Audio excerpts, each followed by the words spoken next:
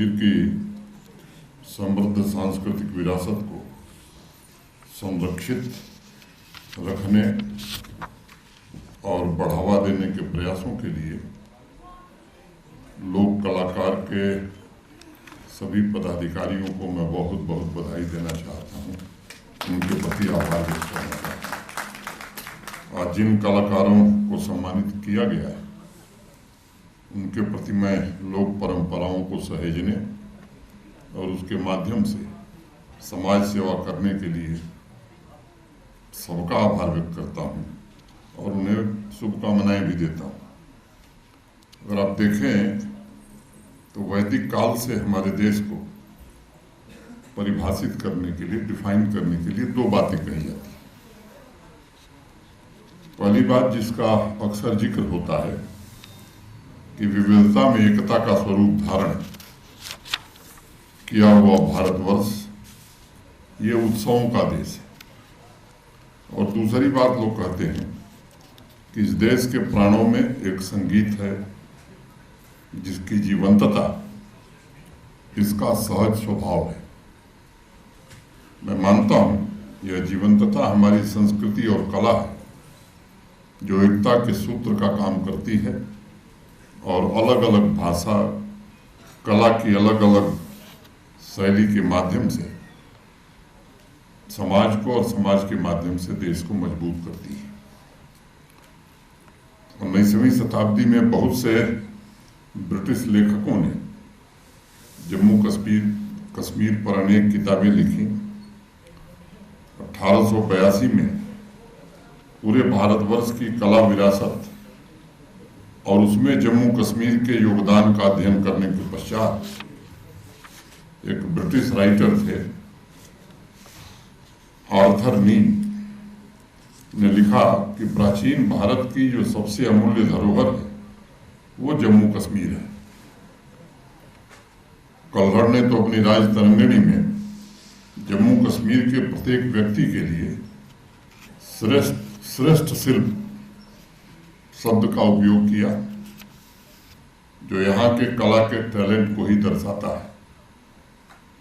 इन्हीं परिस्थितियों में कलाकारों, संत और सूफियों की इस समृद्ध संस्कृति को किन्हीं कारणों से लंबे समय तक नुकसान झेलना पड़ा।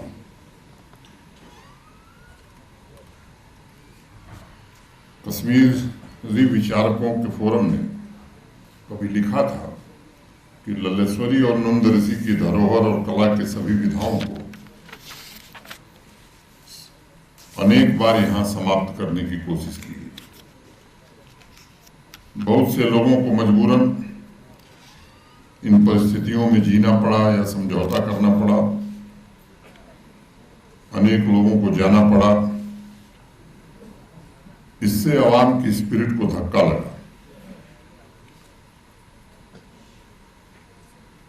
मैं समझता हूं कि विज्ञान, साइंस अगर समाज की प्रगति का आधार है तो कला उसकी तरक्की की अभिव्यक्ति है। साइंस अगर जीवन में सहूलियत पैदा करता है तो कला जीवन में सृजनात्मकता पैदा करती है। ये सच है कि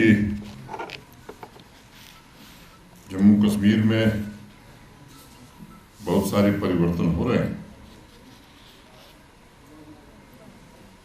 जम्मू कश्मीर की कला, संस्कृति, ऋषि सूफी संतों की परंपरा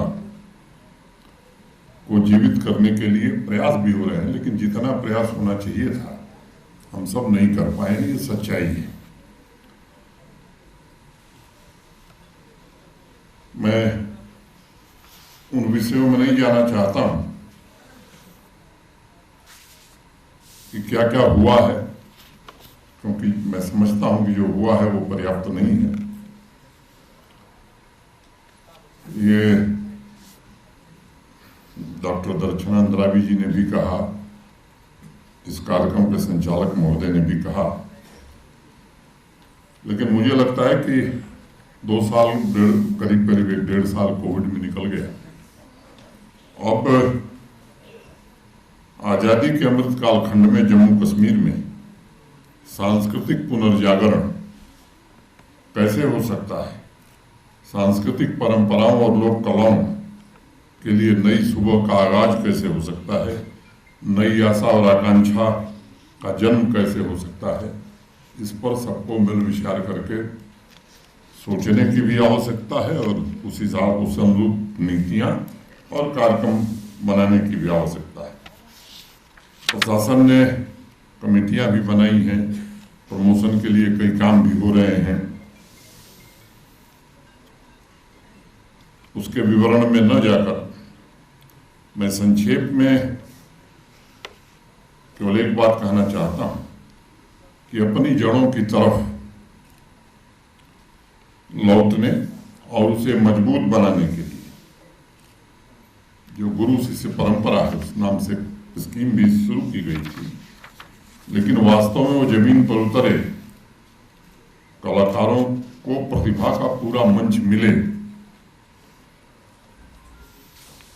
ये आवश्यक है।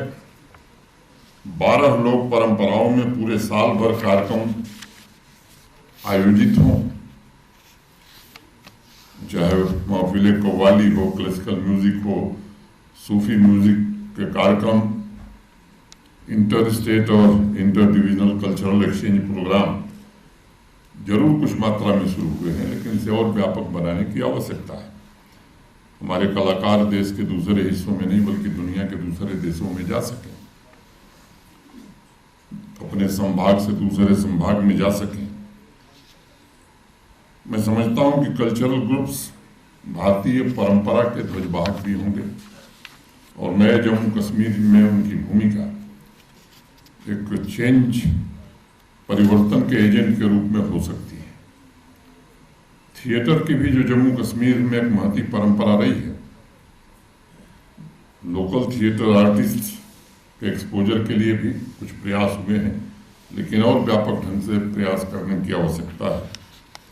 आप सबको मालूम है कि संगीत नाटक अकेडमी, जम्मू कश्मीर आर्ट और कल्चर अकेडमी तथा नेशनल स्कूल ऑफ ड्रामा के बीच एक समझौता हुआ है और इसे जमीन पर उतारने की आवश्यकता है। समाज में सांस्कृतिक पुनर्जागरण का कार्य कर रही जो संस्थाएं हैं, मुझे पता है कि उन्हें आर्थिक दिक्कतों का सामना करना पड़ता है। कला की विभिन्न विधाओं से जुड़ी जो रजिस्टर्ड सोसाइटी है, स्कीम तो है उनको फाइनेंशियल असिस्टेंस देने की, वो ट्रांसपेरेंट हो, प्रभावी हो। संगीत के प्रोफेशन से जुड़ी संस्थाएं और अधिक समर्थ हों, कला से जुड़ी हुई संस्थाएं और अधिक समर्थ हों, तब मैं समझता हूं कि पूरे समाज को योगदान भी दे सकेंगी, दिशा भी दे सकेंगी। ऐसे बहुत से सीनियर कलाकार, राइटर हैं, स्वास्थ्य ठीक नहीं है इसके कारण सक्रिय नहीं है। कुछ ऐसे हैं जो असमय हमसे बिछुड़ गए, उनके परिवारों की स्थिति ठीक नहीं है। ऐसे कलाकारों को, उनके आश्रितों को किस तरह से सहायता देने का प्राविधान है, लेकिन प्रभावी ढंग से कैसे और बेहतर किया जा सकता है, ये आने वाले समय में हम सब जरूर विचार करेंगे। मित्रों, हिंटन नॉवेल्स ने 1869 में जम्मू कश्मीर की लोक कथाओं का एक संग्रह किया था, जिसमें लगभग 65 प्रसिद्ध कहानियों को सम्मिलित किया गया था। कल्हड़ के समय से ही पूरे देश में जम्मू कश्मीर के इतिहास के बेहतर संग्रहण का गौरव हासिल है। पिछले कुछ सालों में उस प्रयास को हम बहुत आगे नहीं ले जा सके हैं और इसलिए लोक कथाओं और लोक कलाओं को प्रिजर्व करने के लिए हिंदी, कश्मीरी, डोगरी, पंजाबी, पहाड़ी, गोजरी, सीना, भदरवी समूह की भाषाओं में मोनोग्राफ और पुस्तकें प्रकाशित हों, इसका प्रयत्न किया जाएगा। सांस्कृतिक रिवाइवल के लिए समाज और शैक्षणिक संस्थानों का भी योगदान उतना ही आवश्यक है। केवल प्रशासनिक और सरकारी प्रयासों से हम लक्ष्य नहीं प्राप्त कर सकते और इसलिए लोक कथाओं और लोक कलाओं से संबंधित बच्चों के भी चिल्ड्रन एडिशन भी प्रकाशित किए जाने चाहिए। जो स्कूल की लाइब्रेरीज में पाठ्यक्रमों में भी जिन्हें शामिल करने की बात हुई है, और जो नेशनल एजुकेशन पॉलिसी है वो भी इस बात को तस्दीक करती है, इस पर बल देती है। मुझे उम्मीद है कि इन सभी कार्यक्रमों एवं आवाम की सक्रिय भागीदारी के साथ आज़ादी के अमृत कालखंड में हम अपनी सांस्कृतिक परंपराओं तथा कला के विविध रूपों की नई पहचान एवं नया आकार देने में सफल होंगे। मैं मानता हूं कि जम्मू कश्मीर का एक एक कलाकार इस मिट्टी की विविध सांस्कृतिक परंपराओं का प्रतिबिंब है। जम्मू कश्मीर प्रशासन भी कलाकारों और कला के संरक्षण, उसकी तरक्की के लिए प्रतिबद्धता से काम करे, इसको सुनिश्चित किया जाएगा। मैं जम्मू कश्मीर के सभी कलाकारों से आज ये कहना चाहता हूँ कि आप भरोसा रखिए, एक भारत श्रेष्ठ भारत की अनमोल परंपरा और विरासत के संरक्षण पर आइए हम सब मिलकर के काम करें। प्रशासन भी आपको सक्षम बनाने, आपके जीवन में खुशहाली लाने का जिम्मा उठाएगा। हर एक कलाकार, हर एक शिल्पकार मान सम्मान के साथ जीवन यापन करे, ये हमारी प्राथमिकता होगी। एक बार पुनः मैं आप सबको बहुत बहुत शुभकामनाएं देता हूं और आयोजकों के प्रति हृदय से आभार व्यक्त करता हूं। धन्यवाद। जय हिंद।